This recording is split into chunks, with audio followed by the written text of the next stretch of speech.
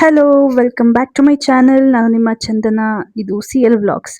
So ಇವತ್ತಿನ recipe ತುಂಬ ಈಸಿಯಾಗಿ ಸಕ್ಕತ್ತಾಗಿರುತ್ತೆ. ಹಾಗೆ ಚಪಾತಿ, ಇಡ್ಲಿ, ದೋಸೆ, ಹಾಗೆ ಬಿಸಿ ಬಿಸಿ ರೈಸ್, ತುಪ್ಪದ ಜೊತೆ ಈ ರೆಸಿಪಿ ಮಾತ್ರ ಸಖತ್ ಯಮ್ಮಿ ಆಗಿರುತ್ತೆ. ಹಾಗೆ ಈ ರೆಸಿಪಿ ಬಂದು ಟೊಮೆಟೊ ಚಟ್ನಿ. ಹಾಗಿದ್ರೆ ಬನ್ನಿ ಟೊಮೆಟೊ ಚಟ್ನಿ ಹೇಗೆ ಮಾಡೋದಂತ ನೋಡ್ಕೊಂಡು ಬರೋಣ. ಮೊದಲು ಒಗ್ಗರಣೆಗೆ ತೋರಿಸ್ತಾ ಇದ್ದೀವಿ. ಕರಿಬೇವಿನ ಸೊಪ್ಪು 1 ಟೇಬಲ್ ಸ್ಪೂನ್, ಉದ್ದಿನ ಬೇಳೆ ಹಾಗೆ 1 ಟೇಬಲ್ ಸ್ಪೂನ್ ಕಡಲೆಬೇಳೆ, ಸ್ವಲ್ಪ ಸಾಸಿವೆ. ಕಡಲೆಬೇಳೆ ಇಲ್ಲಿ ಆಪ್ಷನಲ್, ನಿಮಗೆ ಇಷ್ಟ ಇದ್ರೆ ಹಾಕೊಬಹುದು, ಇಲ್ಲಾಂದ್ರೆ ಸ್ಕಿಪ್ ಮಾಡ್ಬೋದು. ಹಾಗೆ 4 ಟೊಮೆಟೊನ ಇಷ್ಟು ಸಣ್ಣದಾಗಿ ಕಟ್ ಮಾಡಿ ಇಟ್ಕೊಂಡಿದ್ದೀವಿ. ಹಾಗೆ 2 ಈರುಳ್ಳಿನ ಇಷ್ಟು ಸಣ್ಣದಾಗಿ ಕಟ್ ಮಾಡಿ ಇಟ್ಕೊಂಡಿದ್ದೀವಿ. 1 ರಿಂದ 2 ಬೆಳ್ಳುಳ್ಳಿನ ಸಿಪ್ಪೆ ತೆಗೆದು ಇಟ್ಕೊಂಡಿದ್ದೀವಿ. ಹಾಗೆ ಒಂದು ಸ್ವಲ್ಪ ಅಥವಾ ಒಂದು ಹಿಡಿಯಷ್ಟು ಕೊತ್ತಂಬರಿ ಸೊಪ್ಪು. ಹಾಗೆ ಇಲ್ಲಿ ಹುಳಿಗೆ ಎಷ್ಟು ಬೇಕೋ ಅಷ್ಟು ಹುಣಸೆಹಣ್ಣನ್ನು ತಗೊಂಡಿದ್ದೀವಿ.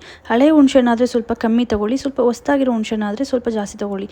ಹಾಗೆ ಖಾರಕ್ಕೆ ಎಷ್ಟು ಬೇಕೋ ಅಷ್ಟು ಚಿಲ್ಲಿ ಪೌಡರ್ನ ಯೂಸ್ ಮಾಡ್ಕೊತಾ ಇದ್ದೀವಿ. ಹಾಗೆ ರುಚಿಗೆ ತಕ್ಕಷ್ಟು ಉಪ್ಪು. ಇಲ್ಲಿ ಬಾಣಲಿ ಇಟ್ಕೊಂಡು 5 ರಿಂದ 6 ಟೇಬಲ್ ಸ್ಪೂನ್ ಎಣ್ಣೆನ ಹಾಕೊಂಡಿದ್ದೀವಿ. ಎಣ್ಣೆ ಜಾಸ್ತಿ ಹಾಕೊಂಡು ಚೆನ್ನಾಗಿ ಫ್ರೈ ಮಾಡೋದ್ರಿಂದ ನಾವು ಒಂದು ವಾರದವರೆಗೂ ನಾವು ಈ ಚಟ್ನಿನ ಇಟ್ಟರು ಕೂಡ ಅದು ಏನೂ ಆಗಲ್ಲ. ಸೊ ಎಣ್ಣೆ ಹಾಕೊಂಡು ಚೆನ್ನಾಗಿ ಫ್ರೈ ಮಾಡ್ಕೊಳ್ಳಿ. ಹಾಗೆ ಈ ಚಟ್ನಿಗೆ ಸ್ವಲ್ಪ ಎಣ್ಣೆ ಜಾಸ್ತಿ ಹಾಕಿದ್ರೆ ತುಂಬ ಟೇಸ್ಟಿಯಾಗಿರುತ್ತೆ. ನೀವು ಕ್ವಾಂಟಿಟಿನ ಕೂಡ ಜಾಸ್ತಿ ಮಾಡ್ಕೊಬೋದು. ಇನ್ ಕೇಸ್ ಏನಾದರೂ ಕ್ವಾಂಟಿಟಿ ಜಾಸ್ತಿ ಮಾಡ್ತಾ ಇದ್ದೀರಾ ಅಂತಂದರೆ ಸ್ವಲ್ಪ ಜಾಸ್ತಿ ಎಣ್ಣೆ ಹಾಕ್ಕೊಳ್ಳಿ. ಹಾಗೆ ಸ್ವಲ್ಪ ಜಾಸ್ತಿ ಈರುಳ್ಳಿ ಟೊಮೆಟೊದನ್ನೆಲ್ಲ ಜಾಸ್ತಿ ಹಾಕ್ಕೊಳ್ಳಿ. ಇವಾಗ ಈರುಳ್ಳಿ ಟೊಮೆಟೊ ಎರಡನ್ನೂ ಹಾಕ್ಕೊಂಡು ಚೆನ್ನಾಗಿ ಫ್ರೈ ಮಾಡ್ತಾಯಿದ್ದೀವಿ. ಇದು ಕಂಪ್ಲೀಟಾಗಿ ಸಾಫ್ಟ್ ಆಗಬೇಕು. ಹಾಗೆ ಈರುಳ್ಳಿಯಲ್ಲಿರೋ ಹಸಿ ಸ್ಮೆಲ್ ಕಂಪ್ಲೀಟಾಗಿ ಹೋಗಬೇಕು. ಅಲ್ಲಿವರೆಗೂ ನೀವು ಐ ಫ್ಲೇಮ್ ಇಟ್ಕೊಂಡೇ ಚೆನ್ನಾಗಿ ಫ್ರೈ ಮಾಡ್ಕೊಳ್ಳಿ. ಹಾಗೆ ಇದನ್ನು ನಾವು ಒಂದು ವಾರದವರೆಗೂ ಇಟ್ಟರು ಕೂಡ ಏನಾಗಲ್ಲ. ಏರ್ ಟೈಟ್ ಕಂಟೈನರ್ ಇರುತ್ತಲ್ವ, ಅದಕ್ಕೆ ಹಾಕ್ಬಿಟ್ಟು ನೀವು ಆರಾಮ್ಸೆ ಇಟ್ಬಿಡ್ಬೋದು, ಏನೂ ಆಗಲ್ಲ. ಇದನ್ನು ರೊಟ್ಟಿ, ದೋಸೆ, ಸೈಡ್ ಡಿಶ್ ಆಗಿ ಚಟ್ನಿ ಥರ ನೀವು ಯೂಸ್ ಮಾಡಿಕೊಂಡ್ರೆ ಖಂಡಿತವಾಗ್ಲೂ ತುಂಬ ಟೇಸ್ಟಿಯಾಗಿರುತ್ತೆ. ನೋಡಿ, ಇಲ್ಲಿ ನಾವಿವಾಗ ಹುಣಸೆಹಣ್ಣ ಯೂಸ್ ಮಾಡ್ತಾಯಿದ್ದೀವಿ. ನಿಮಗೇನಾದರೂ ನಾರ್ಮಲ್ ಟೊಮೆಟೊ ಇಲ್ಲ ಅಂತ ಅಂದರೆ ನೀವು ಆ್ಯಪಲ್ ಟೊಮೆಟೊ ಕೂಡ ಯೂಸ್ ಮಾಡ್ಕೊಬೋದು. ಹಾಗೆ ಹುಣಸೆಹಣ್ಣು ಪ್ರಮಾಣ ಸ್ವಲ್ಪ ಜಾಸ್ತಿ ಮಾಡಿಕೊಂಡ್ರೆ ಹುಳಿ ಮ್ಯಾನೇಜ್ ಆಗುತ್ತೆ. ಹಾಗೆ ಇಲ್ಲಿ ನಾವು ಖಾರದ ಪುಡಿ ಯೂಸ್ ಮಾಡಿರೋದ್ರಿಂದ ತುಂಬ ಟೇಸ್ಟ್ ಜಾಸ್ತಿ ಚೆನ್ನಾಗಿರುತ್ತೆ. ನೀವು ಚಿಲ್ಲಿ ಪೌಡರ್ನ ಯೂಸ್ ಮಾಡಿದ್ರೆ ತುಂಬ ಟೇಸ್ಟ್ ಚೆನ್ನಾಗಿರುತ್ತೆ. ಅಥವಾ ನೀವು ಮೆಣಸಿನ್ಕಾಯಿ ಆ ಥರ ಯೂಸ್ ಮಾಡಿದ್ರೆ ಸ್ವಲ್ಪ ಡಿಫ್ರೆಂಟ್ ಟೇಸ್ಟ್ ಕೊಡುತ್ತೆ. ಬಟ್ ಚಿಲ್ಲಿ ಪೌಡರ್ನ ಯೂಸ್ ಮಾಡಿ ಎಣ್ಣೆಯಲ್ಲಿ ಚೆನ್ನಾಗಿ ಫ್ರೈ ಮಾಡೋದ್ರಿಂದ ತುಂಬ ಚೆನ್ನಾಗಿ ಟೇಸ್ಟ್ ಕೊಡುತ್ತೆ. ನೋಡಿ, ನಾವಿಲ್ಲಿ ಚಿಲ್ಲಿ ಪೌಡರ್ನ ಹಾಕ್ಕೊಂಡು ಚೆನ್ನಾಗಿ ಫ್ರೈ ಮಾಡ್ತಾಯಿದ್ದೀವಿ. ಮೀಡಿಯಮ್ ಫ್ಲೇಮ್ ಇಟ್ಕೊಂಡು ಅದು ಚೆನ್ನಾಗಿ ಎಣ್ಣೆ ಬಿಡೋವರೆಗೂ ಚೆನ್ನಾಗಿ ಫ್ರೈ ಮಾಡಬೇಕು. ಹಾಗೆ ಇಲ್ಲಿ ನಾವು ಬೆಳ್ಳುಳ್ಳಿನ ಕೂಡ ಯೂಸ್ ಮಾಡಿದ್ದೀವಿ. ನೀವು ಬೆಳ್ಳುಳ್ಳಿನ ಎಷ್ಟು ಹಾಕ್ಕೊಂಡ್ರೂ ತುಂಬ ಟೇಸ್ಟಿಯಾಗಿರುತ್ತೆ. ನಾವಿಲ್ಲಿ 2 ಗೆಡ್ಡೆ ಬೆಳ್ಳುಳ್ಳಿನ ಸಿಪ್ಪೆ ತೆಗ್ದು ಹಾಕ್ಕೊತಾ ಇದ್ದೀವಿ. ಬೆಳ್ಳುಳ್ಳಿ ಹಾಕೋದ್ರಿಂದ ಕೂಡ ತುಂಬಾ ಟೇಸ್ಟಿಯಾಗಿ ಆ ಅರೋಮಾ ಕೂಡ ತುಂಬ ಚೆನ್ನಾಗಿರುತ್ತೆ. ಸೊ ಈ ಚಟ್ನಿನ ನೀವು ಖಂಡಿತವಾಗ್ಲೂ ಮನೇಲಿ ಟ್ರೈ ಮಾಡಬೇಕು. ಖಂಡಿತವಾಗ್ಲೂ ನೀವು ಇಷ್ಟಪಡ್ತೀರಾ, ಯಾಕಂತ ಅಂದರೆ ಅಷ್ಟು ರುಚಿಯಾಗಿರುತ್ತೆ. ನಮಗೆ ಯಾವುದೇ ರೀತಿ ಪಲ್ಯ ಬೇಡ. ಇನ್ ಕೇಸ್ ದೋಸೆ, ಚಪಾತಿ, ರೊಟ್ಟಿ ಆ ಥರ ಮಾಡಿದಾಗೆಲ್ಲ ಪಲ್ಯಗಳು ಬೇಡವೇ ಬೇಡ. ಈ ಚಟ್ನಿನ ಮಾಡಿಬಿಟ್ಟು ಇಟ್ಬಿಟ್ರೆ ಚಟ್ನಿನೇ ಬೇಕಂತ ಕೇಳ್ತಾರೆ, ಅಷ್ಟು ರುಚಿಯಾಗಿರುತ್ತೆ. ನೋಡಿ, ನಾವು ಹತ್ರದಿಂದ ತೋರಿಸ್ತಾ ಇದ್ದೀವಿ. ತುಂಬ ನೀಟಾಗಿ ಎಣ್ಣೆ ಬಿಡೋವರೆಗೂ ಚೆನ್ನಾಗಿ ಫ್ರೈ ಮಾಡಿದ್ವಿ. ಲಾಸ್ಟಲ್ಲಿ ಉಪ್ಪು ಹಾಕ್ಕೊಂಡು ಚೆನ್ನಾಗಿ ಫ್ರೈ ಮಾಡಬೇಕು. ಉಪ್ಪು ನೀವು ಲಾಸ್ಟಲ್ಲಿ ಇವಾಗೆಲ್ಲ ಗ್ರೈಂಡ್ ಮಾಡಾದಮೇಲೆ ರುಚಿ ನೋಡ್ಕೊಂಡು ಇನ್ನೊಂದು ಸ್ವಲ್ಪ ಸೇರಿಸ್ಕೊಳೋದಾದರೆ ಸೇರಿಸ್ಕೊಬೋದು. ಇಲ್ಲ ಇನ್ ಕೇಸ್ ಇವಾಗಲೇ ನೀವು ಉಪ್ಪನ್ನ ಕರೆಕ್ಟಾಗಿ ಹಾಕ್ಕೊತಿದ್ದೀರಾ ಅಂತಂದರೆ ಆವಾಗಲೂ ಕೂಡ ಹಾಕೊಬೋದು.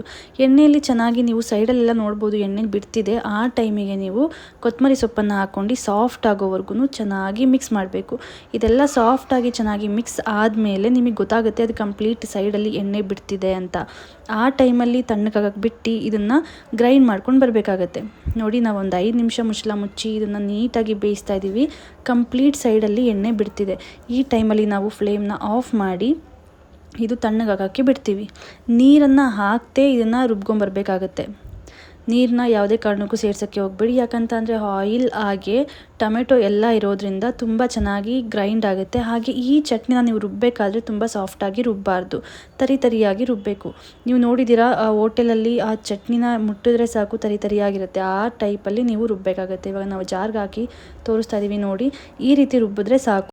ಕಂಪ್ಲೀಟಾಗಿ ರುಬ್ಬಾದಮೇಲೆ ನಾವು ಇದಕ್ಕೆ ಒಗ್ಗರಣೆ ಕೊಡ್ತಾಯಿದ್ದೀವಿ. ಸೊ ಒಗ್ಗರಣೆ ಕೊಡೋದ್ರಿಂದ ತುಂಬಾ ಟೇಸ್ಟಿಯಾಗಿರುತ್ತೆ.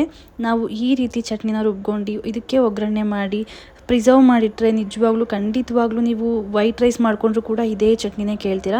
ನಾವಿಲ್ಲಿ ಒಗ್ಗರಣೆಗೆ 2 ರಿಂದ 3 ಟೇಬಲ್ ಸ್ಪೂನ್ ಆಯಿಲ್ನ ಯೂಸ್ ಮಾಡ್ತಾಯಿದ್ದೀವಿ. ಅದಕ್ಕೆ ಸಾಸಿವೆ, ಕರಿಬೇವಿನ ಸೊಪ್ಪು, ಉದ್ದಿನಬೇಳೆ, ಕಡಲೆಬೇಳೆ ಇದೆಲ್ಲನೂ ಒಟ್ಟಿಗೆ ಹಾಕಿ ಚೆನ್ನಾಗಿ ಫ್ರೈ ಮಾಡ್ತಾಯಿದ್ದೀವಿ. ಕ್ರಿಸ್ಪಿ ಆಗೋವರೆಗೂ ನೀವು ಚೆನ್ನಾಗಿ ಫ್ರೈ ಮಾಡಿ. ಉದ್ದಿನಬೇಳೆ ಹಾಗೆ ಕಡಲೆಬೇಳೆ ಕ್ರಿಸ್ಪಿ ಆಗಬೇಕು. ಇಫ್ ಇನ್ ಕೇಸ್ ನಿಮಗೆ ಕಡಲೆಬೇಳೆ ಬೇಡ ಅನ್ನೋರು ಸ್ಕಿಪ್ ಮಾಡ್ಬೋದು, ಕಂಪ್ಲೀಟ್ಲಿ ಆಪ್ಷನಲ್. ಬೇಕು ಅಂದವರು ಹಾಕೊಬೋದು. ಹಾಕೋದ್ರಿಂದ ಅದು ಕ್ರಂಚಿ ಆಗಿರುತ್ತೆ, ಸೊ ಟೇಸ್ಟಿಯಾಗಿರುತ್ತೆ. ಇವಾಗ ರುಬ್ಬಿರೋ ಮಸಾಲೆನ ಹಾಕ್ಬಿಟ್ಟು ಐ ಫ್ಲೇಮಲ್ಲಿ ಚೆನ್ನಾಗಿ ಅದನ್ನು ಫ್ರೈ ಮಾಡ್ತೀವಿ. ಚೆನ್ನಾಗಿ ಮಿಕ್ಸ್ ಮಾಡ್ಕೊತೀವಿ. ಅದು ಕಂಪ್ಲೀಟ್ ಮಿಕ್ಸ್ ಆಗಿ ಸೈಡಲ್ಲಿ ಎಣ್ಣೆ ಬಿಡುತ್ತೆ. ಅಲ್ಲಿವರೆಗೂ ಕೂಡ ನೀವು ಚೆನ್ನಾಗಿ ಬೇಯಿಸ್ಕೊಬೇಕಾಗತ್ತೆ. ಇನ್ ಕೇಸ್ ಏನಾದರೂ ಹಸಿ ಸ್ಮೆಲ್ ಇತ್ತು ಅಂತ ಅಂದರೆ ಕಂಪ್ಲೀಟಾಗಿ ಹೋಗುತ್ತೆ. ಯಾಕಂದರೆ ನಾವು ಒಂದು ವಾರದವರೆಗೂ ಇಡೋದ್ರಿಂದ ಅದು ಕೆಡಬಾರ್ದು. ಎಣ್ಣೆಯಲ್ಲಿ ಚೆನ್ನಾಗಿ ಬೆಂದಷ್ಟು ರುಚಿಯಾಗಿರುತ್ತೆ, ಹಾಗೆ ಈಸಿಯಾಗಿ ಹಾಳಾಗಲ್ಲ. ಅದಕ್ಕೋಸ್ಕರ ನಾವು ಈ ಥರ ಚೆನ್ನಾಗಿ ಎಣ್ಣೆಯಲ್ಲಿ ಬೇಯಿಸ್ಕೊತಾ ಇದ್ದೀವಿ. ನೋಡ್ಬೋದು ನೀವು ಎಷ್ಟು ಚೆನ್ನಾಗಿ ಕಾಣಿಸ್ತಿದೆ ಅಂತ, ಅಷ್ಟೇ ಟೇಸ್ಟಿಯಾಗಿ ಇರುತ್ತೆ. ನಿಜವಾಗ್ಲೂ ಟ್ರಸ್ಟ್ ಮೀ, ಎಷ್ಟು ಸಖತ್ತಾಗಿರುತ್ತೆ ಅಂತ. ಇಷ್ಟೇ, ತುಂಬ ಸಿಂಪಲ್ಲಾಗಿ ಹೋಟೆಲ್ ಸ್ಟೈಲ್ನಲ್ಲಿ ಅಥವಾ ಹೋಟೆಲ್ಗಿಂತ ತುಂಬ ರುಚಿಯಾಗಿ ಮಾಡ್ಕೊಂಡು ಕೊಟ್ಟ ಈ ರೆಸಿಪಿ ಅಥವಾ ತೋರಿಸ್ಕೊಂಡು ಕೊಟ್ಟ ಈ ರೆಸಿಪಿ ನಿಮಗೆ ಖಂಡಿತವಾಗ್ಲೂ ಇಷ್ಟ ಆಗಿದೆ ಅಂತ ಅಂದ್ಕೊತೀವಿ. ನಿಮಗೆ ಖಂಡಿತವಾಗ್ಲೂ ಇಷ್ಟ ಆಗಿದ್ದರೆ ದಯವಿಟ್ಟು ಲೈಕ್ ಮಾಡೋದನ್ನ ಮರಿಬೇಡಿ.